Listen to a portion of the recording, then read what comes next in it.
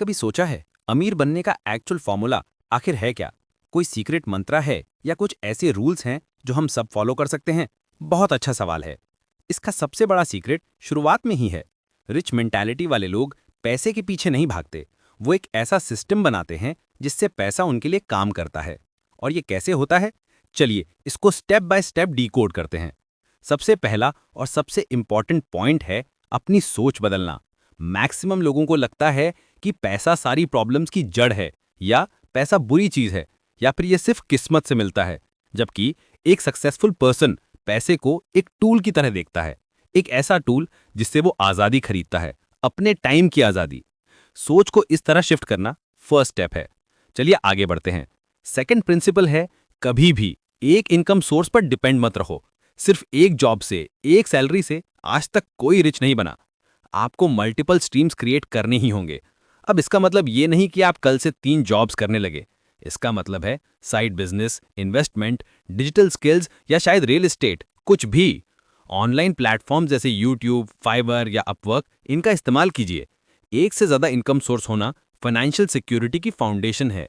अब जब पैसा आना शुरू हो गया तो उसका करना क्या है? यहां पर ज्यादातर लोग एक गलती करते हैं, वो पैसा बचाने पर फोकस करते हैं। सेविंग करना जरूरी है, लेकिन सिर्फ सेविंग से काम नहीं चलेगा।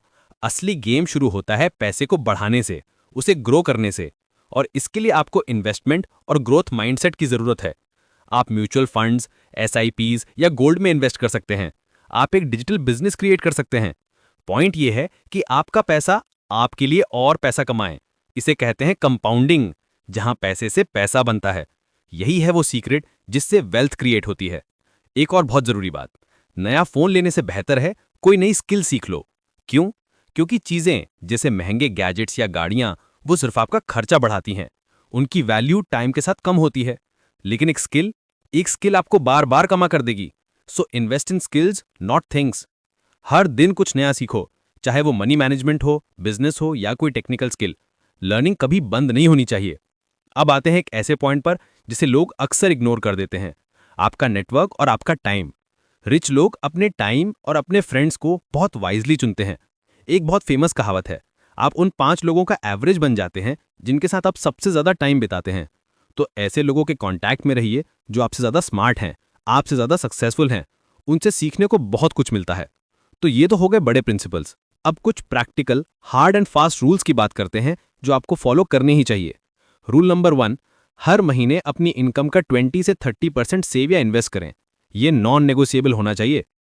रूल नंबर 2, लायबिलिटीज को कम रखो, मतलब कर्ज और ईएमआई से बचो। अगर आपकी आधी सैलरी किश्तों में जा रही है तो आप कभी आगे नहीं बढ़ पाएंगे।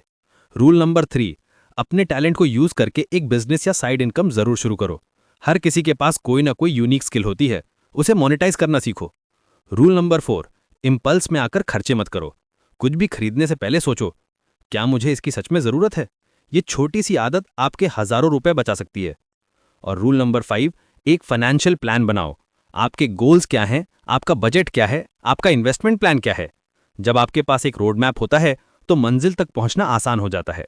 और आखिरी, सबसे जरूरी रूल, अपनी सेहत और नींद का ध्यान रखो। अगर बॉडी में एनर्जी ही नहीं होगी तो इतना पैसा किस काम का? वेल्थ बिना हेल्थ के किसी काम की नहीं। तो अमीर बनना कोई रॉकेट साइंस नहीं है। ये सही प्रिंसिपल्स, सही रूल्स और डिसिप्लिन का गेम है।